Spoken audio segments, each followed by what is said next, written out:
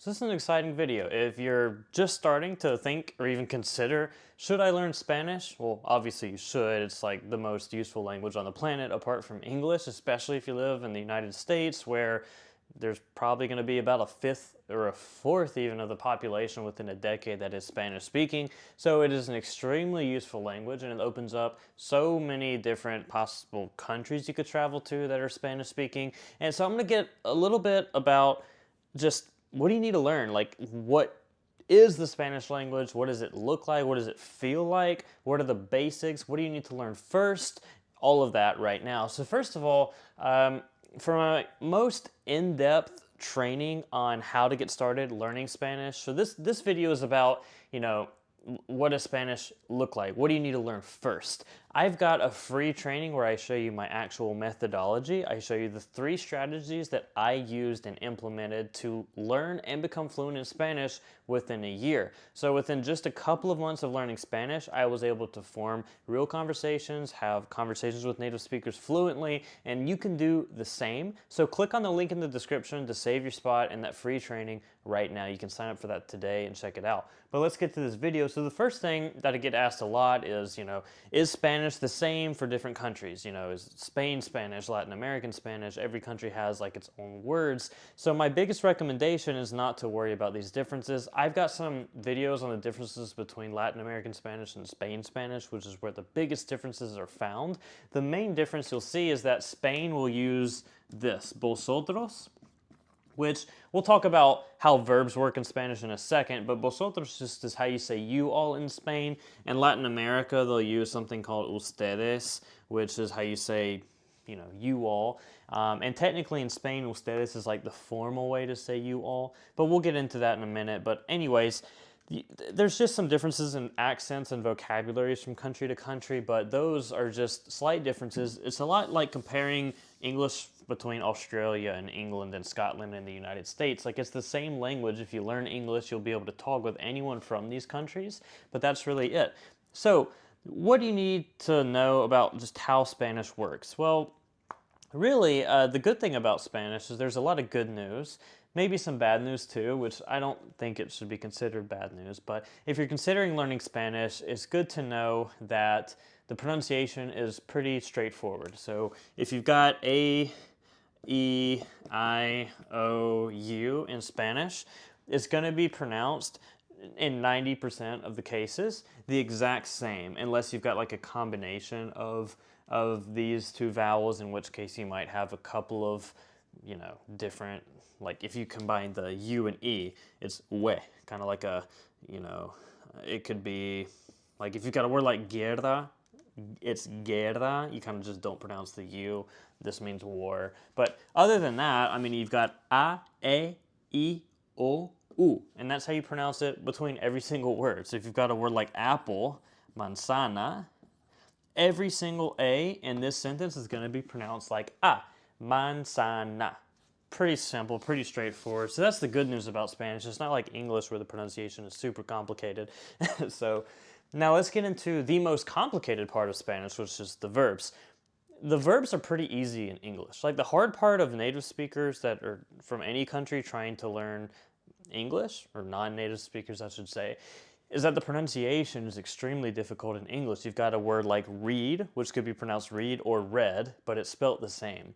And there's a lot of different ways to pronounce the vowels, which we already saw was pretty easy in Spanish. But with the verb, like, you've got talk in English, right? Present tense in English is I talk, you talk, we talk, they talk, and then he or she talks with an S at the end if you are talking in the third person. And then to say in the past, it's talked. I talked, you talked, we talked, they talked. So we notice that this doesn't really change.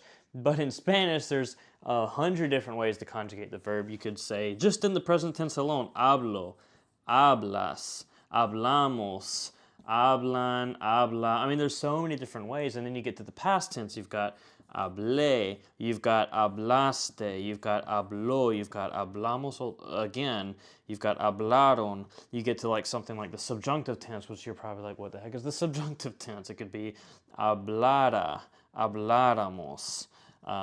There's just if you look up like a verb conjugation chart in Spanish, that's going to be the most overwhelming and confusing part of the Spanish language, which is what I try to do in my full program called A to Z Spanish University, which, by the way, just a quick plug-in of mine. If you're interested in learning about that, at the end of that free training that you can sign up for by clicking on the link in the description, I talk more about it at the end in detail, and you get to know what you're getting into, along with a money back guarantee. You know, you got a lot of, you can learn about that at the end of the free training, and you also get a really good discount for signing up for the free training on AZ Spanish University. So definitely check that out if you're interested, because basically what I do in that program, and I'm just talking about it now because it applies to what you should do in your learning, which is focus on the verbs. I focus on how to break down the verbs in the most easy way possible, because yes, this is overwhelming, right? All of these different ways you can conjugate verbs. I mean, just in the past tense, you've got 2 different ways to conjugate in the past tense. You've got different ways to talk in the future. You've got a subjunctive, which we don't even really use in English, and that is very common in Spanish. You've got all of these different ways. You've got differences between verbs like to be, ser and estar. So it can be confusing and overwhelming, but it follows patterns, and it follows, you know that this type of situation in English will trigger the use of this verb conjugation and this tense in Spanish. And so while it is overwhelming at first, if you go little by little and you know what to focus on and when, you'll get through it and it won't be as overwhelming. And I recommend, one of my biggest tips for learning verb conjugations is to not master one before moving on to the next. So this is what I talk a lot about in my program and my free training and all of that, and just my videos in general, is that so many traditional classes get this wrong, where they just try to get you to master the present before they teach you the past. And then 4 or 5 years down the road, you're still in class trying to master the past tense, and you've not moved on to anything else like the future, the subjunctive, or the conditional, or whatever may come next for you. And that's just wrong. That's not how you want to go about it. So you've got to focus on conjugating in every tense possible, because think about it this way.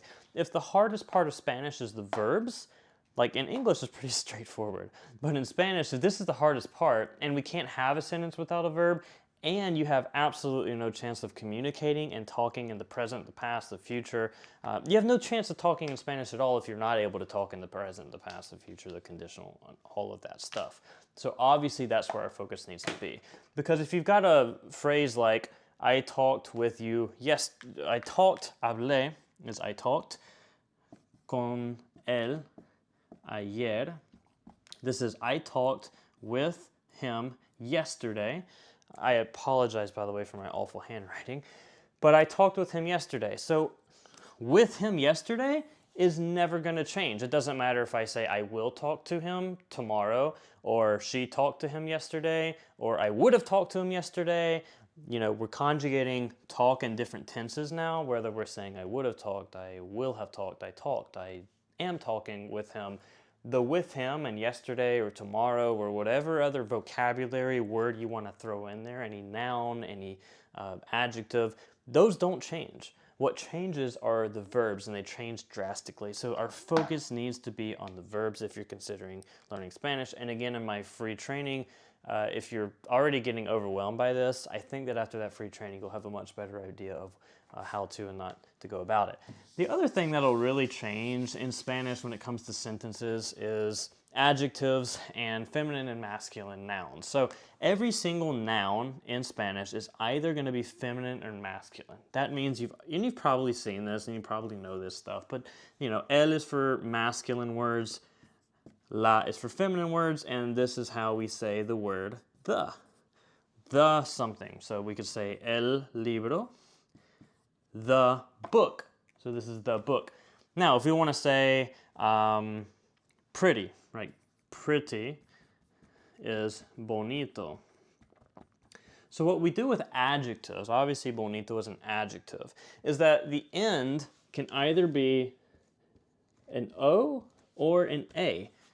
O is going to be for masculine, and then A is going to be for feminine. And again, this is just a very simple breakdown. I'm not going to go into huge detail. That can be for other videos. This is just to help you get a feel for what the Spanish language is.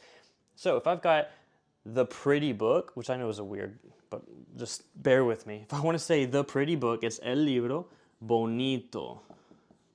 with an E because we're having to match this O with the fact that it is a masculine word. If we have a different word like the pretty woman, the word for woman is la mujer. And this is like very basic Duolingo type lesson stuff, which I don't really recommend Duolingo, but anyways. La mujer bonita.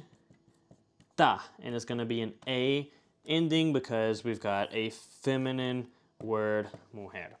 That's a very brief description of adjectives. And another thing you might have noticed about adjectives is that it's always backwards, except for a very couple of exceptions. But you can always, and you should always, put the adjective after the noun. So it's not like we're saying the pretty woman, it's like we're saying the woman pretty. And that goes for everything. If you want to say the big building, it's the building big. If you want to say the smelly room, it's the room smelly. And that's how you use adjectives in Spanish. Now, the last thing I want to talk about that I've got in my notes over here is when will I be able to understand native speakers? When will I be able to talk with native speakers? I'm going to give you obviously it depends on how much effort you put into it, but if you actually focus on the methodology that I encourage you to focus on, where you focus on speaking, you focus on verbs, then you can realistically, like I have a lot of the students who have gone through my program that after just a month or two, they're already speaking with native speakers. And no, they're not like fluent or anything necessarily.